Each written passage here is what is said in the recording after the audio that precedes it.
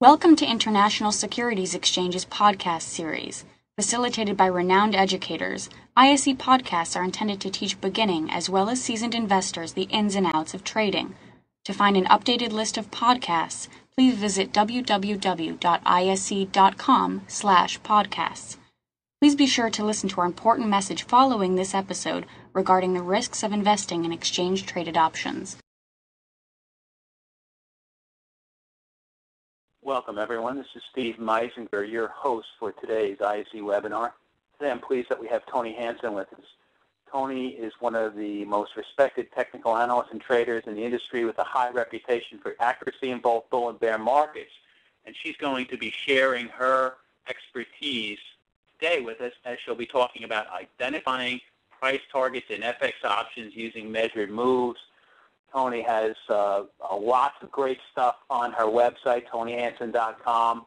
She has trader education, free lessons, and you could buy DVDs and many other things, many other trading tools, aids right there at tonihansen.com. Without further ado, I'd like to introduce Toni Hansen. Toni, thanks for joining us. Hey, Steve. Thank you. I'm glad to be here. Let me grab the controls here from Steve and make sure you guys can see my lovely drawings. Okay, I'll draw a smiley face. There. Does everybody see that all right? I hope so. Okay, great. Okay, like Steve said, today I'm going to talk about using, basically identifying price targets in the FX options using measured moves. And for those of you that have been with the ISE webinars for a while, I've been doing these for a couple of years now, so maybe even a little bit longer than that. And I like to take subject matter that we've covered before and kind of expand upon it, go back and use previous examples so that you can see how well the concepts that I teach really hold up over time. I just got back from the New York Traders Expo just over a week or so ago. And when I was there, actually the topic that I talked about dealt with the expansion of a session that I gave for ISE in Las Vegas 2 years earlier, where we were looking at identifying currency action and what to expect from the U.S. dollar in the future. And so you're going to see some of the material from that expo in New York also shown here in a couple of the examples. So to begin here, let me forward through some of these. The disclaimer in terms of use, copyright material, of course, for everyone to see. Looking at options, every time you're looking at trading anything, you're dealing with a certain degree of risk, of course. Now, about FX options, Steve can talk a little bit about these more at the end of the session, but here's just a list of the ones that the ISE is offering. So you're seeing that for the most part, we're using the U.S. dollar as the base currency, but they've also added the counter currencies to a couple of the pairs as well. So you now have the options where in a lot of cases, they would look flipped when you were comparing them to the spot market, but now you're starting to see some introduction of some additional ones as well. Now, my system of market analysis is rooted in basically what I've termed the 5 basic building blocks of price development, and these are really critical to timing accurate target levels as well as your entries and stop points and anything else when it comes to developing a strategy in the market. This system really relies upon a lot of the basic things that you've heard discussed over and over again, things like support and resistance levels, things like trend development. Also, I expand and go into a couple of things that a lot of people really don't focus on as much, and they certainly didn't when I started teaching these classes many years ago, and that's things like pace or momentum and correction periods that take place throughout the day and at different times during the year. And we're going to touch upon these topics throughout today's session, particularly pace or momentum, because the topic that we're looking at is how to assess target levels. Of course, when we're dealing with options, it's very important to know not only about what you're looking for on a position, what your anticipated gain is going to be, but also how long it's going to take before it hits those levels for those gains so that you can make sure that you're positioning yourself in the correct option. Because you might be right on direction, but if you've got your timing wrong on how long it's going to take to hit that target, you could still be out money. So the two building blocks that are really the most important when we're looking at identifying these target levels are going to be support and resistance levels and momentum and pace. And I'm going to cover these here a little bit more in detail. Support and resistance, these are basically just price zones in the market where a security is liable to react in some manner that affects the trend that's in play as the support or resistance level hits. Now, these measured moves that we're going to be looking at today are one particular type of support and resistance. They're a type of price support and resistance. The next thing is going to be the pace or the momentum of a move. And it's basically just the measurement of the amount of time it takes for a security to establish a movement in price as compared to earlier price moves of the same amount. And this is going to be very important as well, because when we're looking at measured moves in the market, we're looking at two different moves. We'll have an initial move, such as A here, and then there will be some sort of a correction. It might be a base at highs or lows. It might be a slow or a gradual pullback, but we're looking at some sort of corrective move. It might even be a triangle type of pattern. And then you'll see a continuation move. And when we're looking at the measured moves, we're looking at each of these two. Let me clear this here. So in the first one, when we are looking at what I referred to as the support or resistance levels, we're looking at the price amount of this move. How much did this move? How many points? How many pips? You want to give that a measurement. Let's just say it's 10 here. Now, establishing a target level, a lot of times on a breakout or continuation, the thing that is really neat about technical analysis is that over and over again, when you see a continuation move take place, it's very common that that continuation move will mimic an initial move in the same direction within a trend. So let's say in A, we have a 10 pip or 10-point move. Then in B,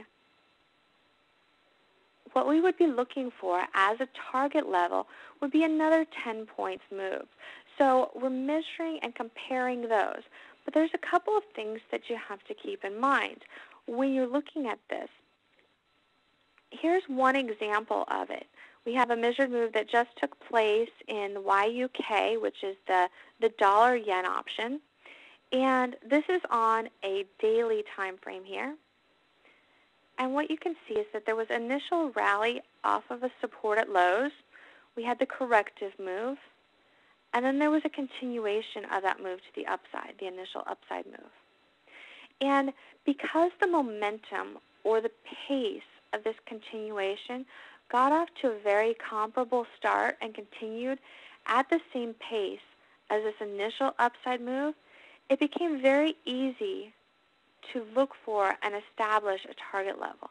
And when I'm typically trading these continuations or breakout type of patterns, this is where my initial target level is going to be. Now, there's going to be a couple of things that can affect whether or not it hits those target levels and whether or not it does so at a more rapid pace or a more gradual pace. But to start with, we're just going to look at these equal ones. And here's just that really good example in the YUK. If you look carefully, you can even see that this corrective move had two moves as well. And the momentum of each of these moves is also very similar. You can see that these are practically parallel lines when you're transecting each of these trend moves. And by establishing these parallel lines, it's showing you that that pace or the momentum is also comparable. So you have a very clear feeling that if this takes, say, 8 days to hit a high, and you have the correction, and it starts off again, you'd be looking for approximately another 8-day move before it hits that equal move zone. Let's look at another example. This is the EUI, which is the dollar-euro. And again, we have another example of this taking place, where we had this downside move here. And for those of you that have studied Elliott wave and trends development, you'll also notice that this downward wave had 3 waves of selling in it. So that was a little bit of a clue that you're going to see correction here. And then the continuation move, the overall momentum of the move was also the same as that initial drop. So going into this, right from the start here, you would have an initial target level down here around 70 or so. But something I want to show you here as we look at this is that this initially started off with some faster momentum. And if that had increased, we'd have actually seen this push through this target level, probably to around here, to give us a little bit more than what we would have originally anticipated. However, it hit the support from back in here, and the momentum slowed and shifted.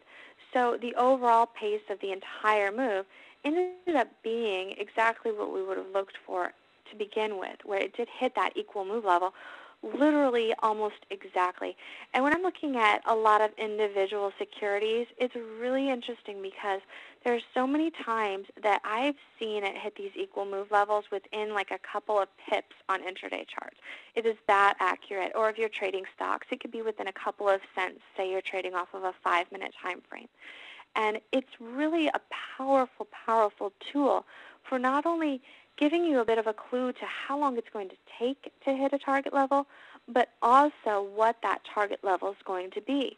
You can see a smaller one here on the counter correction, where once again, similar momentum and similar to equal moves.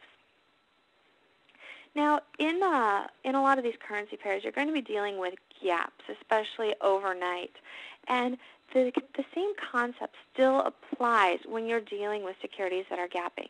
If you have a gap or a move lower, let me change the color here.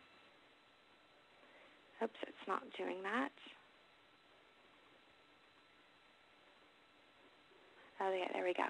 So if we have a gap or move lower, even if this doesn't really give like a decent breakout setup, where let's say you would have it gapping down into here and triggering the short, the same thing will apply, that as it gaps and pushes lower, you're still looking for that equal move level as a target zone. Now the important thing here, however, is that with this gap, the initial gap here, compared to this gap here, the gap amount is approximately the same size. And this is going to play a big role in whether or not you had that equal move level hit, whether you have a lesser than equal move level hit, or whether you have a greater than equal move level hit. And I'm going to show you this in another example a little bit later on in the presentation. This is a chart that goes back to a class that I taught, oh goodness, it might have been about 6 months ago. You can find archives of a lot of these classes that I've done for the ISE on their website if you look under Education, and you'll find an archive link in there. So you can go back and listen to some of these as well. Now, here's where we were looking at if the pace or the momentum shifts. So here we have an example of the momentum shifting as it broke out for a continuation move. And again, there's things to look for that can give you a clue ahead of time whether you're going to see a higher probability of a slower follow-through or a higher probability of a more rapid follow-through. One of them, for example, is when we look at trend placement. And I'll actually show you a slide of this here a little bit later on. But a lot of trends, they develop with 3 waves of upside, 2 waves of corrective action in between. And as long as you're within these first couple of continuation moves, this one here or this one here, you have a pretty good chance of being able to use that equal move to help establish the target levels. Now, it's important for this third move here that each of these corrective moves in between them, such as this one and this one, are also equal in terms of how long they take to develop. So maybe the first one takes 30 minutes. Then you want to see the second one also take about 30 minutes in order to help you get a better grasp of whether or not this is going to be a decent continuation and give you that equal move target. Now, if you're heading past that level and it tries again for a fourth move, the chances are this is not going to give you that equal move target.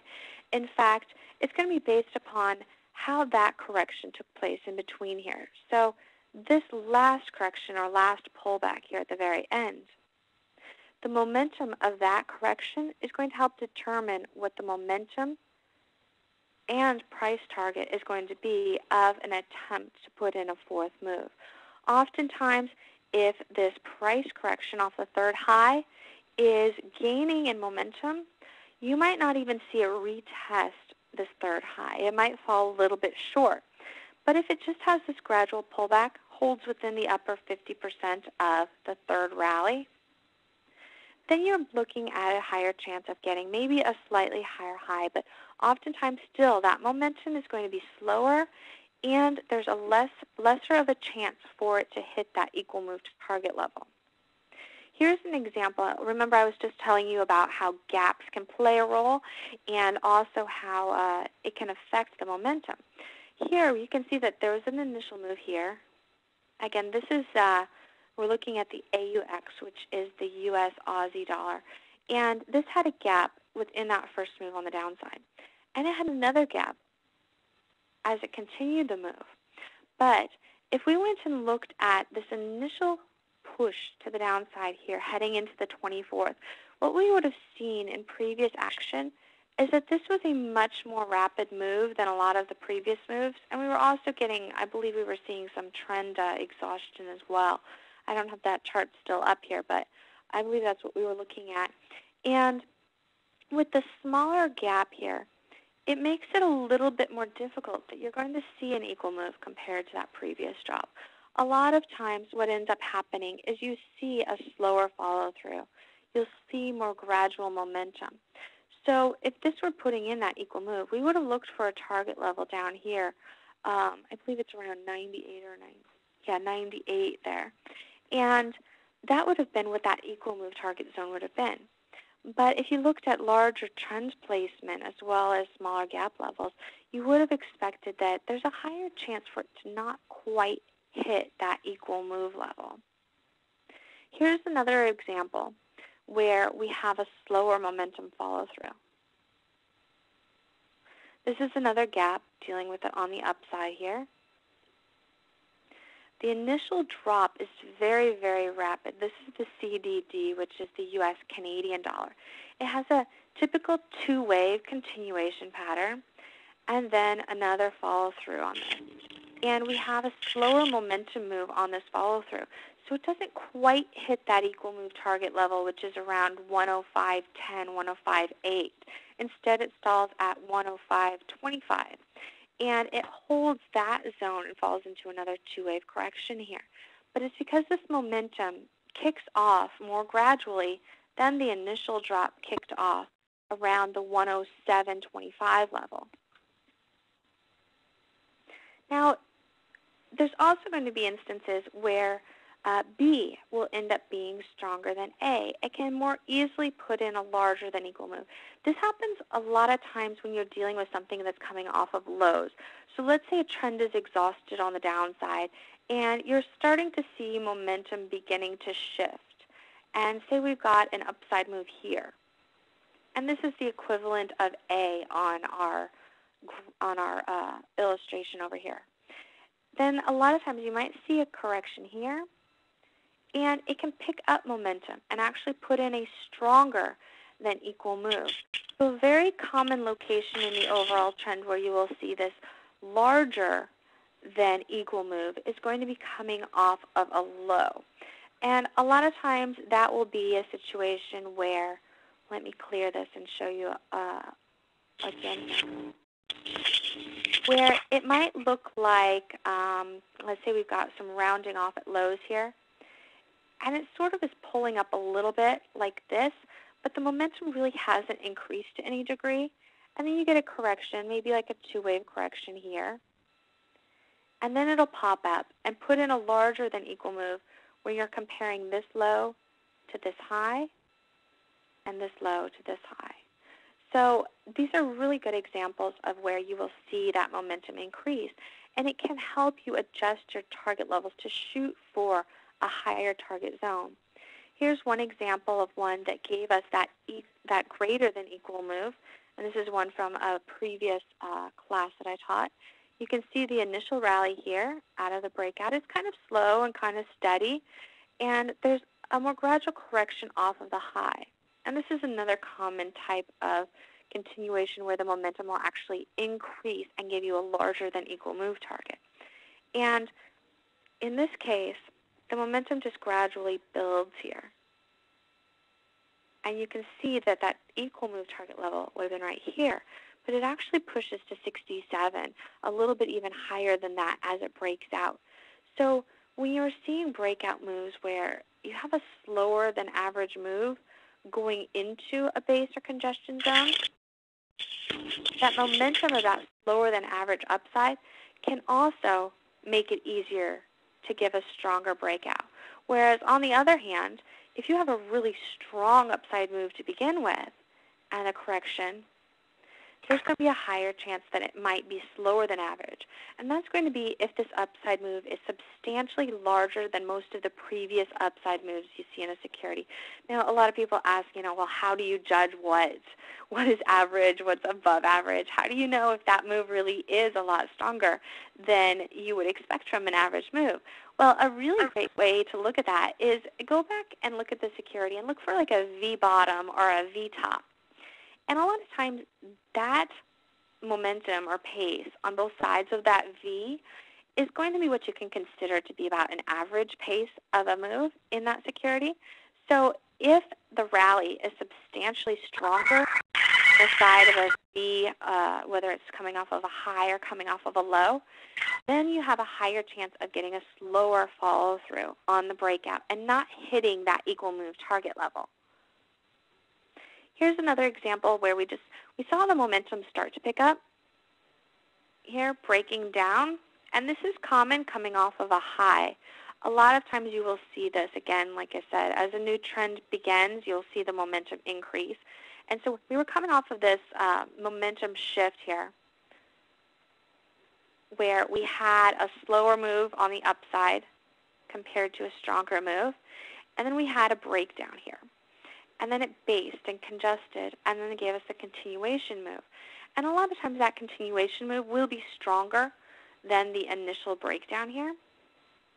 So another good example of where you will see it be able to push through that equal move level. In this case, it doesn't do it by a lot because we're dealing with other levels of support back in here. But it does push through that level, that absolute level. So you're not seeing it be an example where it's holding and hitting it to within a couple of pips or a couple of ticks. Thank you for listening to our podcast. To find more podcasts on options, stocks, alternative markets, and market data, please visit www.ise.com/podcasts.